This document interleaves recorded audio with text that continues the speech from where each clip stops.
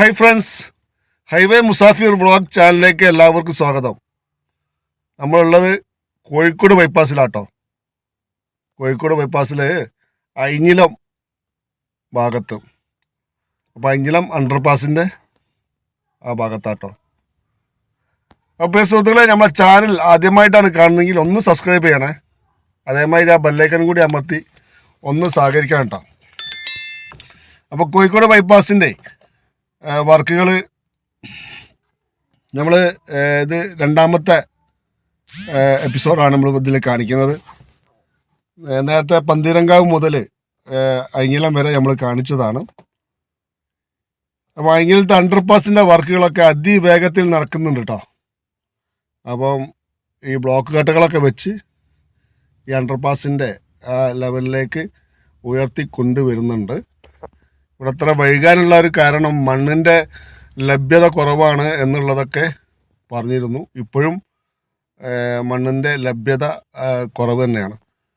അത് വിഷയം എന്ന് പറയുന്നത് പിന്നെ ഈ ഇവരെ വലിയ വണ്ടികളുണ്ടല്ലോ, ടോറസ് വാഹനങ്ങൾ, അത് പോയി മണ്ണ് എടുത്ത് കൊണ്ടുവരുന്ന പറ്റിയ സൈറ്റ് ഇല്ല എന്നുള്ളതാണ്. അപ്പോൾ ചെറിയ ടിപ്പറുകൾ നമ്മളെ നാട്ടിലൊക്കെ ഈ പഞ്ചായത്ത് റോഡുകളൊക്കെ ആണല്ലോ, പിന്നെ വലിയ വാഹനങ്ങൾ പോകാൻ ഹൈവേ സൈഡിൽ മണ്ണെടുക്കുന്ന സ്ഥലം വേണം. അവിടെ നിന്ന് തിരിഞ്ഞു പോകുന്ന രീതിയിൽ സ്ഥലങ്ങൾ ഉണ്ടെങ്കിലല്ലേ പറ്റുള്ളൂ. അത്ര സ്ഥലങ്ങളിൽ ഇവർക്ക് മണ്ണ് കിട്ടിയില്ല. മണ്ണ് കിട്ടിയത് ഇതേമാതിരി കുറച്ച് ഉള്ളോട്ട് മലകൾ ഭാഗങ്ങളിലൊക്കെയാണ്, പുളിക്കൽ ആ ഭാഗത്തു നിന്നൊക്കെയാണ് ഇപ്പം മണ്ണ് വരുന്നതെന്നാണ് മനസ്സിലാക്കുന്നത്. അപ്പോൾ ചെറിയ വാഹനങ്ങളിലാണ് ഇപ്പോൾ മണ്ണ് ഇവിടെ എത്തുന്നത്. അപ്പം ചെറിയൊരു ഡിലേ ഇവിടെ വരുന്നുണ്ട്. അപ്പോൾ ഐഞ്ഞിലം അണ്ടർപാസിൻ്റെ മുകളിലാണ് കേട്ടോ ഇപ്പോൾ ഉള്ളത്. അപ്പോൾ ഇതിൻ്റെ മുകളിൽ ചെറിയൊരു കോണി ഉണ്ട്. ആ കോണിമ്മ കൂടെ ഈ മുകളിലേക്കാണ് കയറി. അപ്പോൾ ഇത്ര ഹൈറ്റിലാണ് ഇവിടെ ഈ ഹൈവേ ഇതിലേക്ക് കടന്നു പോവുക. രണ്ട് ഭാഗത്തും ഈ അപ്രോച്ച് റോഡുകൾ മണ്ണിട്ട് ഉയർത്തി വരാനുള്ള അതിൻ്റെ വർക്കുകൾ നടക്കുന്നുണ്ട്. പക്ഷേ കുറച്ച് സ്ലോ ആണെന്ന് മാത്രമേ ഉള്ളൂ കേട്ടോ. ഇത് ഫറൂഖ് കോളേജ് ഭാഗത്തേക്ക് പോകുന്ന റോഡ്, ഇപ്പുറം കാരാട് എടവണ്ണപ്പാറ ഭാഗങ്ങളിലേക്ക് പോകുന്ന റോഡും നല്ലൊരു ജംഗ്ഷൻ തന്നെയാണ്. അത്യാവശ്യം തിരക്കുള്ള ഒരു ഭാഗത്താണ്. അവിടെയാണ് ഒരു അണ്ടർപാസ് വന്നത് കേട്ടോ.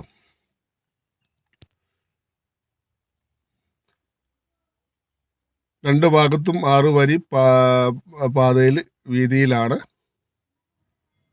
അണ്ടർപാസ് വന്നത്. ഈ ഭാഗത്തൊക്കെ മണ്ണിട്ട് ഇങ്ങനെ ഫില്ല് ചെയ്യുന്ന വർക്കുകൾ നടക്കുന്നുണ്ട്.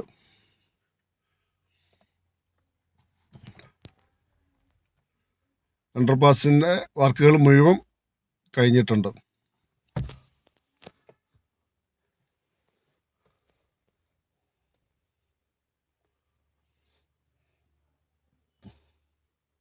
ഇത്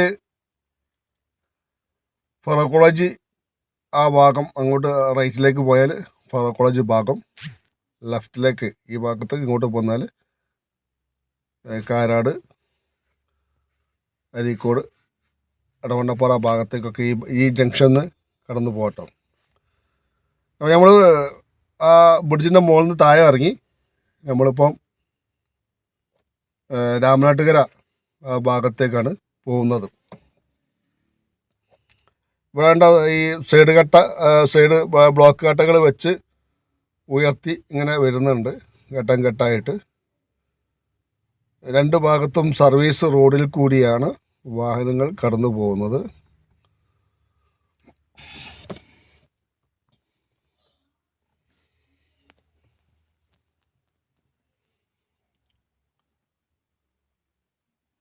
ഇവിടെ ഈ രണ്ട് ഭാഗത്തും വയലാണ്. ശരിക്ക് വെള്ളക്കെട്ടൊക്കെ ഉണ്ടാകുന്ന ഒരു പ്രദേശം തന്നെയാണ് ഇത്. ഭാരത് ബെൻസിൻ്റെ ആ ഷോറൂം നിൽക്കുന്ന ആ ഭാഗം, മുന്നിലാണ് ആ തളി ക്ഷേത്രം ഉള്ളത്.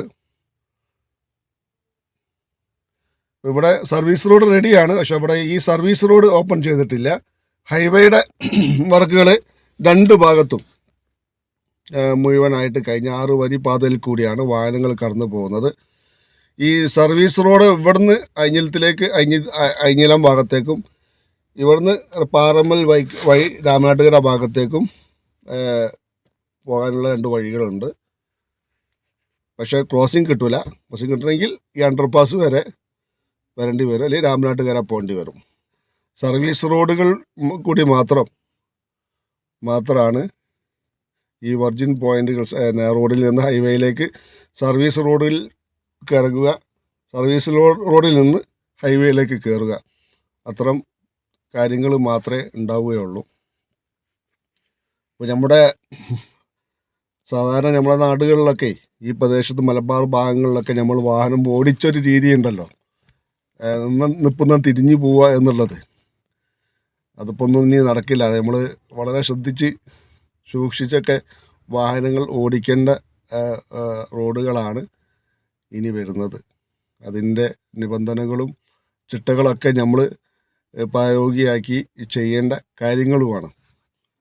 6 വരി പാതയിൽ വാഹനം ഓടിക്കുമ്പോൾ 3 വരി പാതയിൽ ഹെവി വാഹനങ്ങൾ ലെഫ്റ്റ് സൈഡ് ചേർന്ന് പോകണം. മീഡിയം വാഹനങ്ങൾ 2ാമത്തെ ട്രാക്കിലും 3ാമത്തെ ട്രാക്ക് സ്പീഡ് ട്രാക്കായിട്ടാണ്, അങ്ങനെയാണ് ഉണ്ടാവാറ്. അപ്പോൾ നമ്മൾ ഇങ്ങനെ പോന്നു. രാമനാട്ടുകര ആ ഭാഗം, രാമനാട്ടുകര ഫ്ലൈ ഓവറിൻ്റെ മുകളിലെത്തിയിട്ടോ. ഈ രാമനാട്ടുകര ഫ്ലൈ ഓവറേ അതിൻ്റെ അപ്രോച്ച് റോഡിൻ്റെ വർക്കുകളും കാര്യങ്ങളൊക്കെ കഴിഞ്ഞു. ഈ കംപ്ലീറ്റ് അതിൻ്റെ ഫിനിഷിങ് വർക്കാട്ടോ ഇപ്പോൾ നടക്കുന്നത്. അവർ നല്ല ഒക്കെ അടിച്ച് ഒക്കെ ചെത്തി ഒക്കെ മിനുക്കി ഒക്കെ ലെവൽ. ഇപ്പം അടുത്ത് തന്നെ ഒരു ഓപ്പൺ ചെയ്യുന്ന ഒരു പ്രവൃത്തി പോലെ തോന്നുന്നു. എല്ലാം ക്ലിയർ ചെയ്ത് കഴിഞ്ഞിട്ടാണ് ഇപ്പം അവർ അതിൻ്റെ സൈഡിലെ ബാരിക്കേഡിൻ്റെ വർക്കുകൾ ബാക്കിയുണ്ട്. അത് അവരൊരു മെഷീൻ ഉണ്ടല്ലോ, അതങ്ങനെ ഒരു ദിവസം കൊണ്ട് തന്നെ അത് ചെയ്ത് തീർക്കാവുന്ന ഒരു വർക്കാണ്.